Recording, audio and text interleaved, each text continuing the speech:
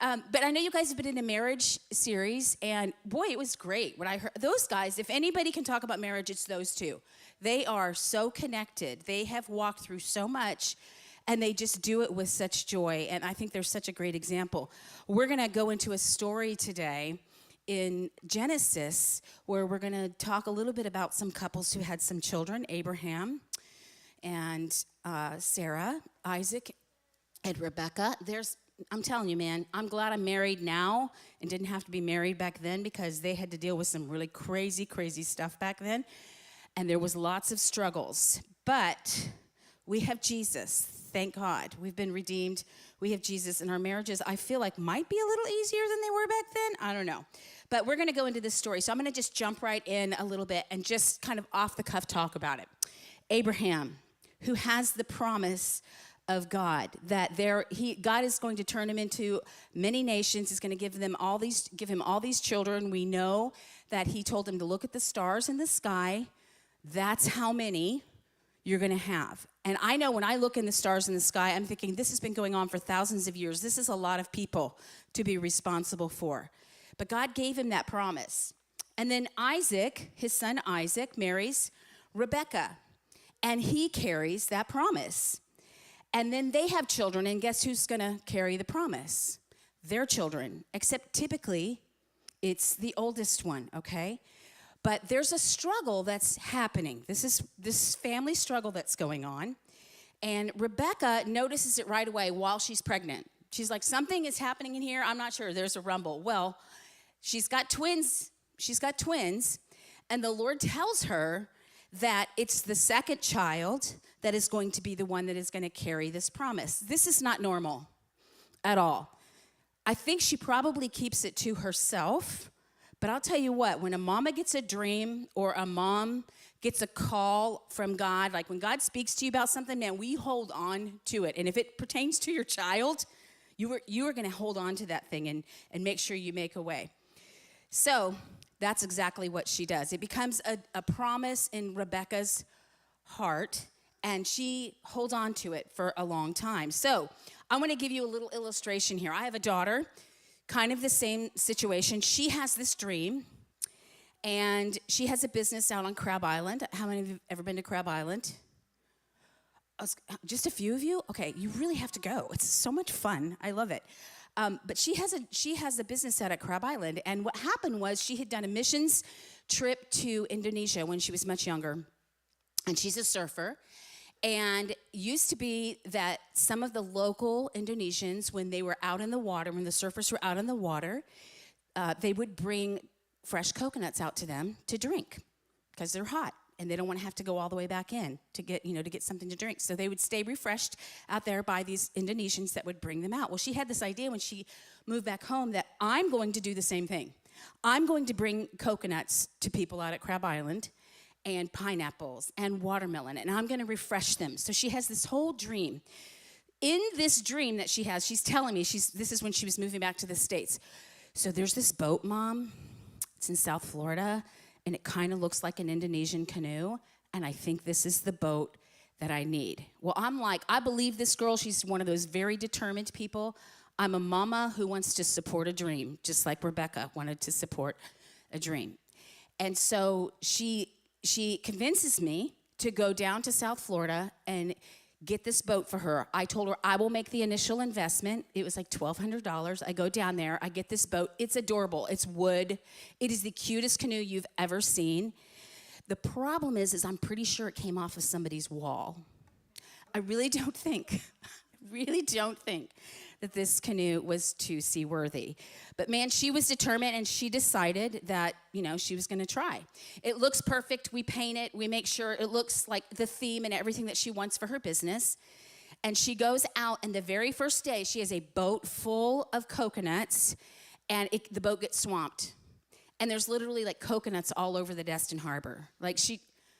And that was probably $1,000 worth of coconuts, to be honest with you. It was a lot. It was a big deal. So she's had this business now for about 7 years, and I can tell you that the boats that she uses now are nothing like the boat that she started with. That thing could not contain all the hard work that had to happen over those 7 years of building that business. I think she has 5 or 6 boats now, and she has to have them specially made. She designed them. She has to have them specially made. But I'm telling you, the difference between that one and the one that she started with, although it was beautiful, it could not carry this dream. It could not carry this promise that she had that I was going to sell coconuts out on Crab Island and I was going to do really well. And she has. She's done really, really well. Actually, she's expanded her business, and now she's also in Palm Beach. So she's doing really well. So the idea was amazing. She was determined. She had a vision, but no matter how hard we tried to make it work, that little canoe was just not prepared to carry the vision that she had. It just wasn't there yet. And I think as a mom, I probably could have seen that in the beginning, but I was going to let her walk through that process and learn it a bit, although we've been there along the way to help her. But I think it was very, very similar to Rebecca. Because Jacob, if you know the story, and I'm thinking if you guys have you guys read the story? Okay, so a lot of you know the story. If you don't, again, I'm going to just kind of paraphrase it for you. But when the boys are born, Jacob comes out holding his older brother Esau's ankle or his heel as they're being birthed, right? So he's already like grabbing at him. And for years and years and years, basically that's what happened. I do believe that possibly Rebecca fueled a little bit of it, because mamas will do that sometimes. So he ends up, I think he's kind of a homeboy kind of guy. So Rebecca really loves him, and he ends up hanging out around the tents where they live. He becomes a great cook. He's a chef. I also have a son who's a chef, so I get it. And then Esau is a hunter. And Isaac loves Esau. Rebecca loves Jacob. He hangs out with her. He probably helps her a lot. Well, Esau's out hunting. If you guys know the story, Esau's out hunting. He comes back. He's hungry, and he smells the great stew that his chef brother, Jacob, has been cooking.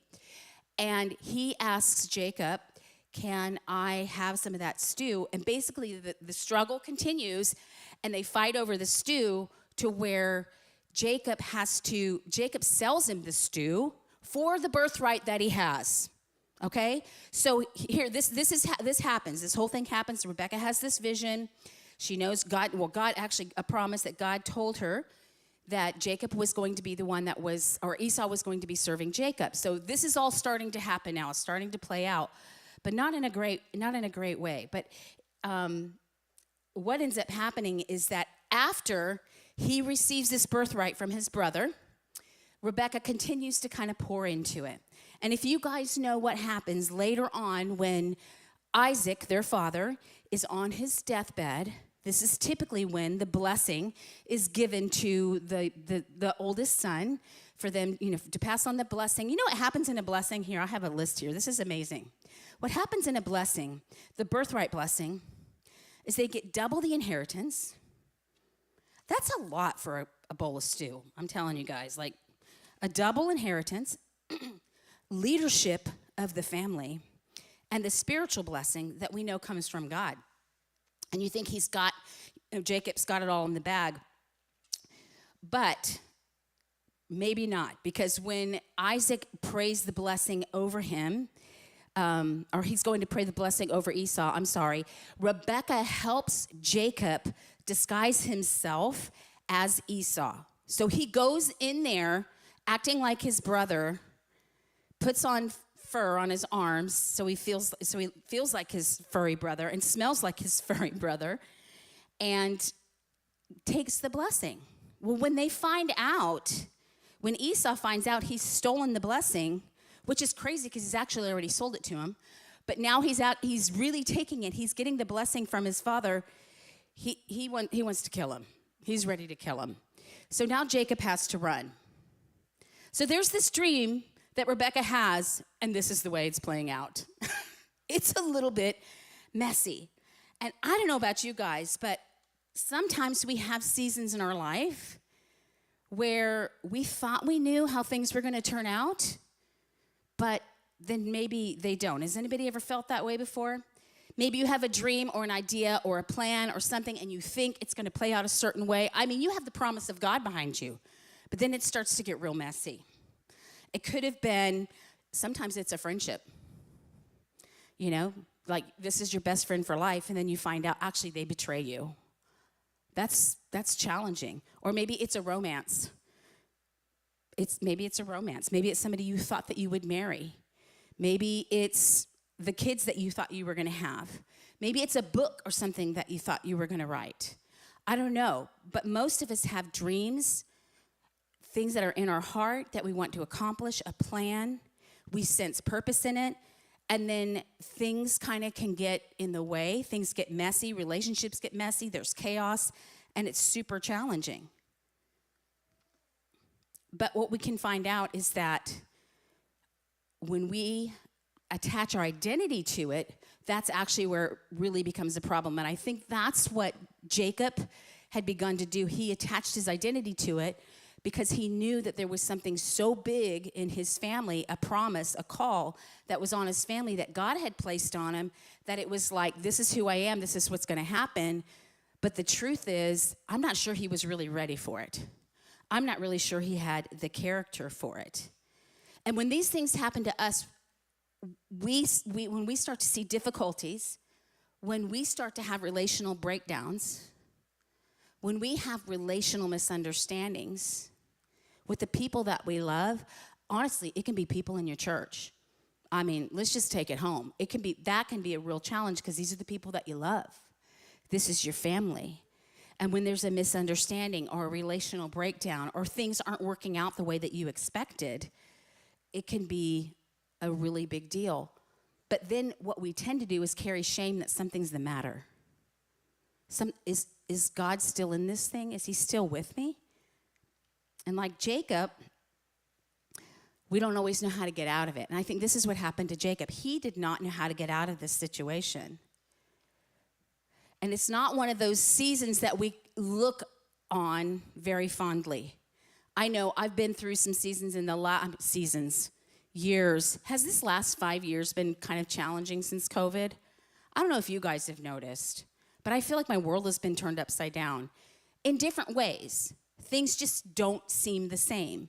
For us at our church, we had to go digital for a long time, and it kind of changed the dynamic within our church community. And honestly, our church community looks and feels different now than it used to. I'm learning to really love it and lean into it, but it's been a challenge. It's a season that I'm starting to look back on fondly, a little bit more fondly, because I can see how it shapes us. See, the seasons that shape us the most are rarely the seasons that we would choose to identify ourselves with.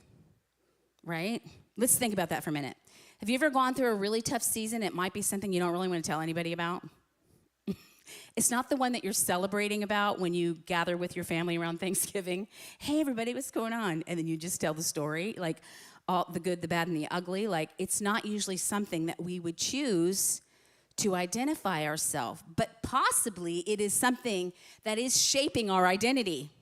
We don't want to identify ourselves with it, but possibly it is shaping our identity. And I think that's what's happening with Jacob. So Jacob ends up running from his brother. His mom, Rebecca, of course, is rescuing him again. And she tells him, I want you to go to Haran. And Haran is where Rebecca is from, and that's where her family is. And she's like, go there, find a wife. Like, get out of here. Go there, find a wife, start a life, you know. So Jacob runs for his life, and on his way to Haran, he ends up sleeping alone in the wilderness. And you know what happens there? When you get by yourself and you're in the wilderness, a lot of times that's where God shows up. We're like, oh, you're here. And so God says to him, I love it because he loves him so much in this crazy season that he's walking out of. He says, I am the God of Abraham and Isaac. He reminds him who he belongs to. I will give this land to you. Your descendants will be countless. All nations will be blessed through you, and I will be with you wherever you go. That is the coolest thing ever. He reminds him that I'm going to be with you wherever you go. And Jacob responds and he says, God, if you will be with me, then I will follow you. Now we read that and it sounds like, oh God, if you will be with me, then I will follow you. But this is the very typical, if, then. If you will do this, God, I will do that. And so at this point in Jacob's life, I don't think he's completely prepared or ready to carry all that God has called him to carry, because he's not quite cooked yet, because he's having a transactional moment with God, although it was a pointed moment. And I think it's an important moment.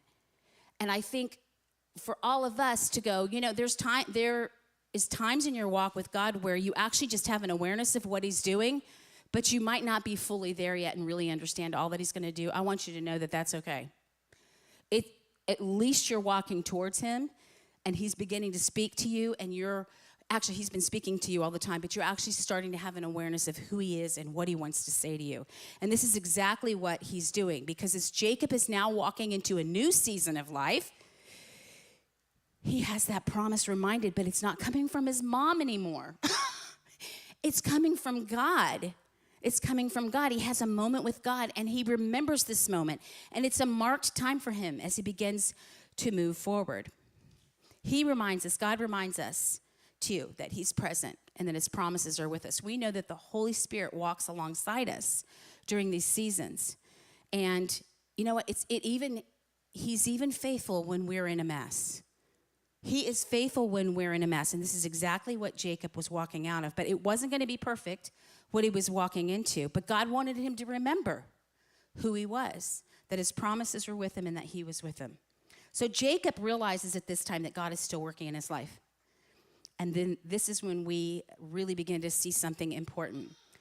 What God forms in us through the process actually is the thing that becomes the container for the purpose that he's placed in us. Okay? Let me say that again. What God forms in us through the process becomes the container for the purpose that he's placed in us. So I think Jacob is starting to take some shape now. He's starting to take some form. And most of that forming happens in what I call the messy middle.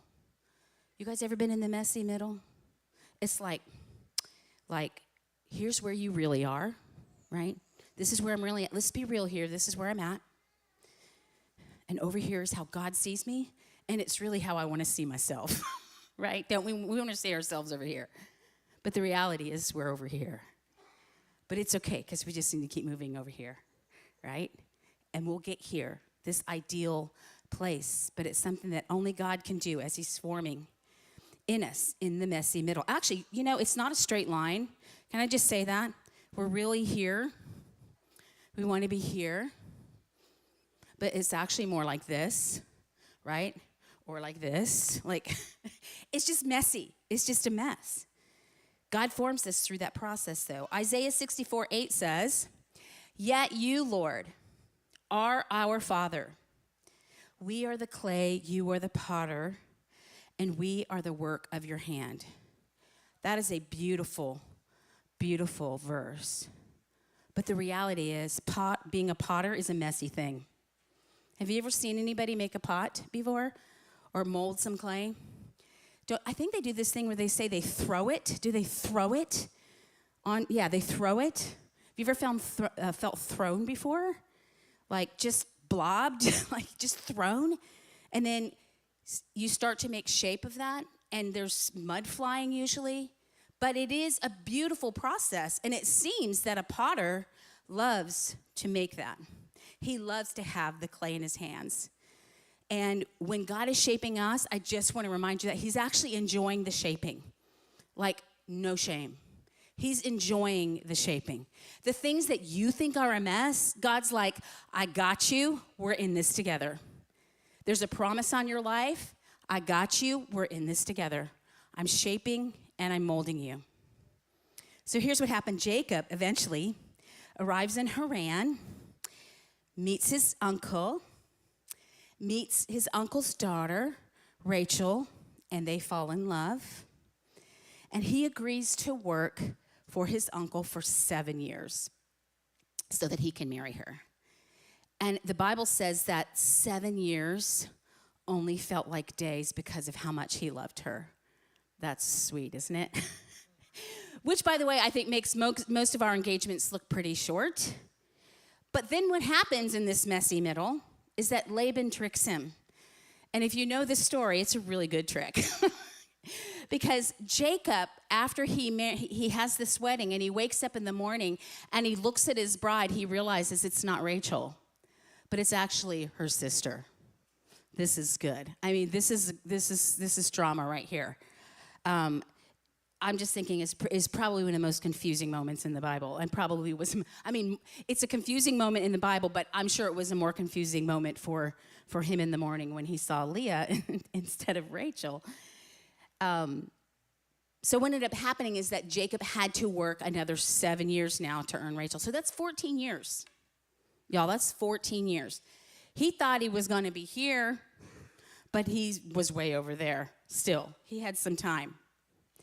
What Jacob thought was going to be love and success and building a life was actually becoming a challenge, because in these 14 years, his uncle made it increasingly difficult for him to be there. Although the hand of God was on Jacob and his family was blessed and he continued to have children and continued to grow flocks, and it just seemed like everything that he did was looking really great on the outside. But honestly, there was a lot of relational challenge, a lot of messy things going on, so much so that the other people that were working for Laban were getting a bit frustrated and decided they were going to chase him off. Like they were like pushing him out, right? So Jacob has a moment. Remember when he had that moment with God on his way to Haran, where God met him and reminded him about who he was. He goes back to that point. He's like, God, I need you. I can't do this. I'm blessed. I have a beautiful wife. I have beautiful children. We're doing so well, but like the conflict here is just way too much. What am I supposed to do? So he tells him, okay, I think you're ready for this one. You're ready for this one. You know I'm with you, but here's what's going to happen. You're going to have to face some things. And he sends him back to his family. He says, you need to go back to your family. You need to go back to your brother and see your brother. Well, his brother was the whole reason why he ended up there. But I think God was just more concerned about that reconciliation. He was more concerned about the person that he was shaping in Jacob. So Jacob, hold on one second. I want to go back to this really quick. He knows the promises that are on his life. He recognizes that in the chaos of this process, he's still aware of the promise, but he's not really sure how to grasp it, right? He hasn't grasped it yet.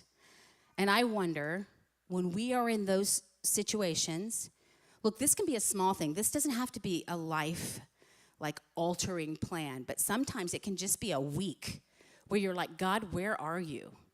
And there's a challenge, and we forget that God is actually with us, and he has a plan and a promise that's on our life, and we can call out to him. But in those processes, he's actually changing us. And I'm going to give you 3 forces that were shaping his life before he went back. These are the things that were happening, and this is in Romans chapter 12, verse 2. It says, do not conform to the pattern of this world, but be transformed by the renewing of your mind. So these are the forces that shape our life. They shaped his life. So there's 3 parts to actually there's 3 forces that will shape our lives. There's 3. The first one is information. And I want you guys to think about this. What is informing you? So when you are walking through the challenge, when you are walking through the messy middle, where are you getting your information?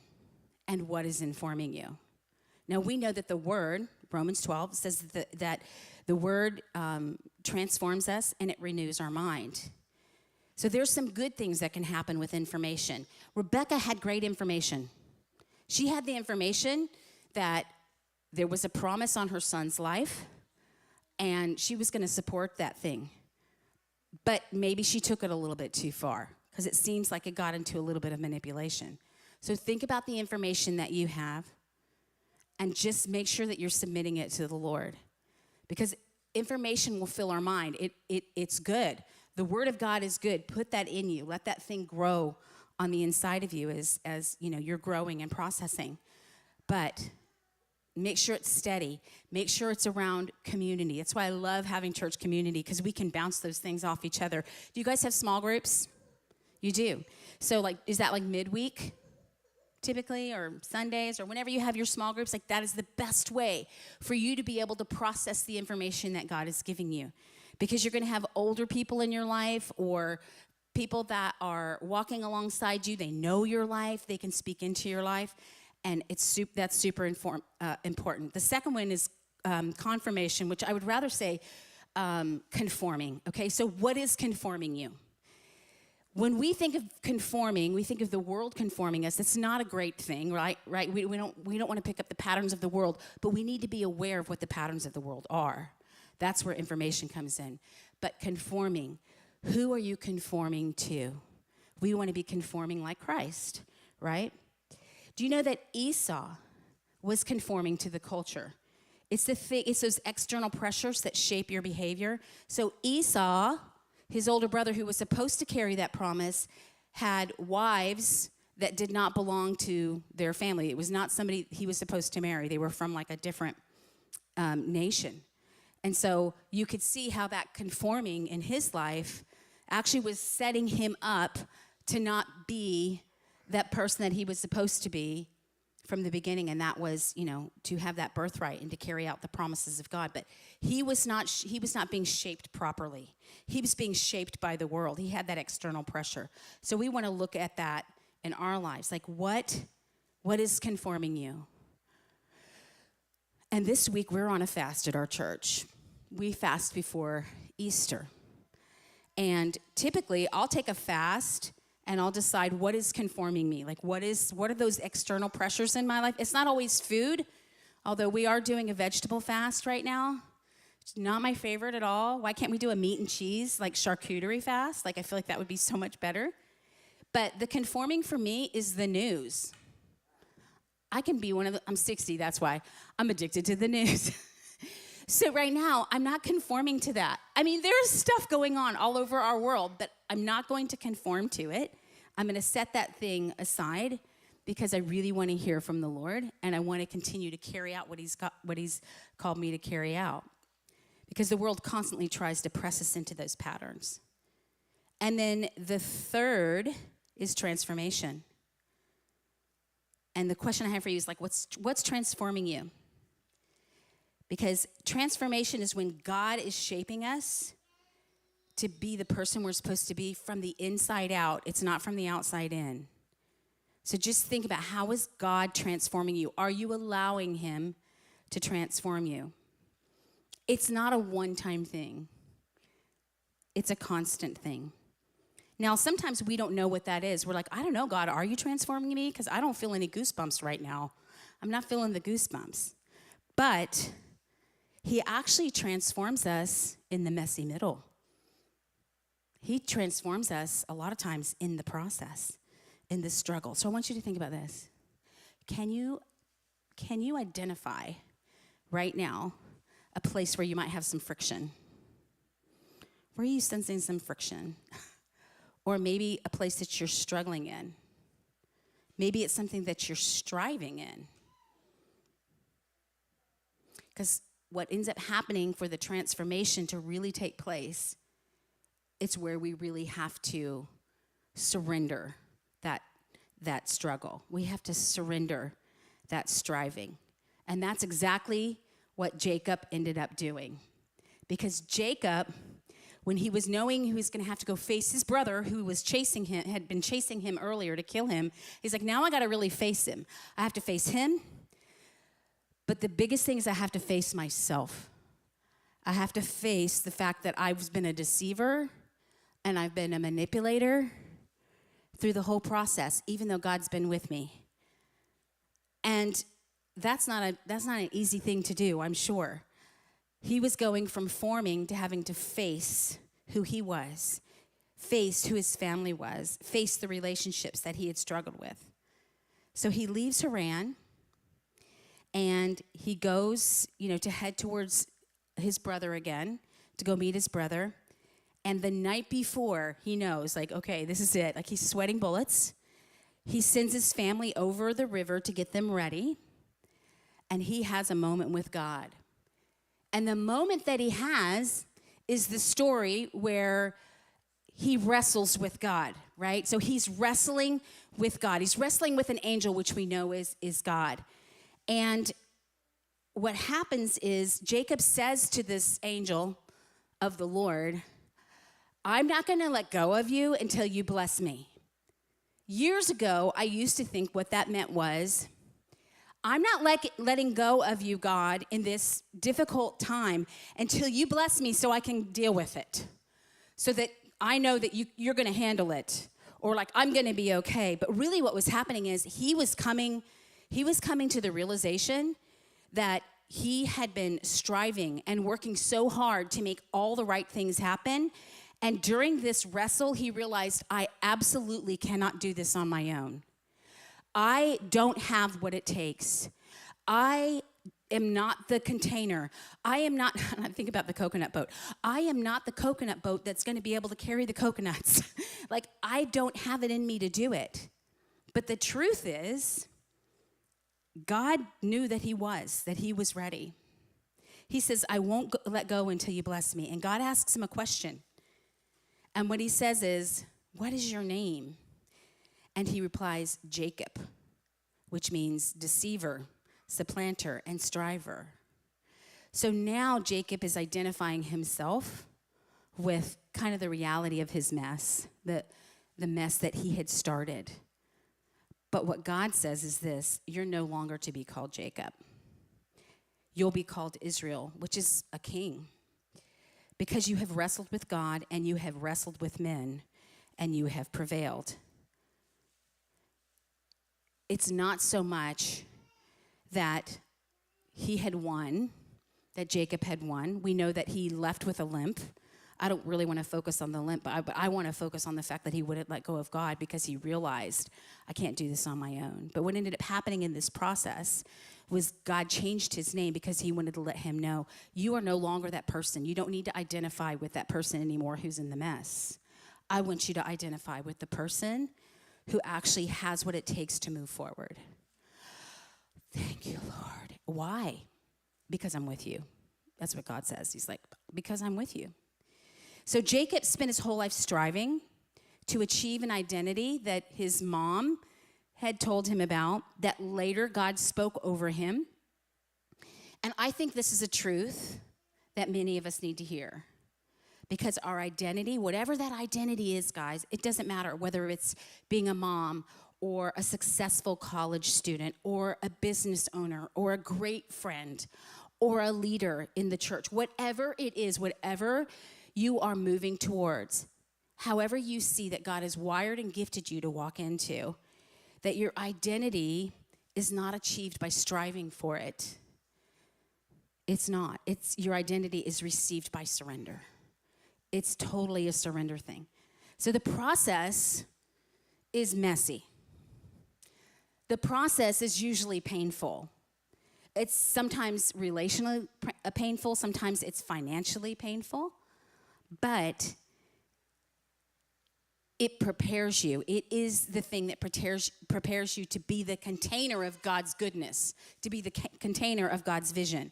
So Galatians 4:19 says this: Oh, my dear children, I feel as if I'm going through labor pains for you again, birthing again, and they will continue until Christ is fully developed in your life. See, the developing process can be a season of struggle, and sometimes it feels like a season of delay or uncertainty, but it's meant to shape our character. It's meant to be the container that can take what God is putting on the inside of you and actually carry it out and sustain it. So sometimes the most important thing that we can do in a season of uncertainty is to just simply keep moving, because movement actually brings the momentum that we need to continue to see who God is, to continue to receive his blessing and really understand what he has on our life. It's not a frantic striving. You don't have to prove anything. It's just faithful steps. It's just taking those steps. But understand that when it gets messy, when that middle is messy, God is actually forming something on the inside of you and preparing you. And that's a great thing. Can you go ahead and come up? Or are you going to come up and play? Paul said it this way in Philippians. He said, I press on to take hold of that for which Christ Jesus took hold of me. Spiritual growth is a process, and sometimes the most faithful thing that we can do is simply take that next step with God. But here's the thing. Paul also said this in Philippians. He said, I press on towards the mark, but one thing I need to understand is the progress I've already made, even though I haven't arrived yet, the progress I've already made, God did that. God worked that in me. He gave me the opportunity to make that progress. And I'm actually going to hold on to that and be okay with it. It's good because I'm moving. God's not finished with me yet. So it's not a time to despise those difficulties, those challenges that we're walking through. Because God can do through us, he can work his purposes through us, even when he's still working on us. So if you feel like God is working in you, working on you, like, it's good. It's good because he has a plan for you that is going to continue to work through you, even while you're a little messy. It's all right. So as we close, I want to consider these things. And maybe you're not doing this. I know I'm in a bit of a process like this right now, just with some job things, and maybe hope deferred makes the heart sick. This is me personally. I don't know about you guys, but I have a little bit of hope deferred. But one of the things I do have is that I know that God he's not done with me yet. And he has a good plan, and that he's shaping my life in a way, and he's shaping your life in a way that it's actually going to carry something significant into the future. So you don't have to strive for it anymore. Let's just consider this. You don't have to strive for it, but you can start receiving who God says that you are. Think about the promises of God that he's placed on your life. Wherever you find yourself today, you may be in a season of wrestling with God, trying to figure it out. Maybe there's some uncertainty, a season of uncertainty. Maybe in the middle, it doesn't look like what you thought it was going to look like, or maybe you don't understand, but he's still shaping your story, just like he was shaping Jacob's. And what I love is that Jacob actually ends up meeting up with Esau and reconciling, and it's a beautiful story. But the promise that was on his life, remember in the beginning we talked about it went from Abraham, it went to Isaac, then Jacob ends up with that promise. Somebody in his family is going to carry that promise. Do you know who it was? It was Joseph, his son Joseph. And just so happens that when he went to go meet Esau and have a reconciliation with him, he had lined up the family to where Joseph was right next to him, and Joseph was just a boy. And Joseph saw that reconciliation. So then Joseph was able to carry that promise out. So even when things are messy, you know what? God still has it. He's still moving you forward. And he's doing things behind the scenes that you don't see. He's shaping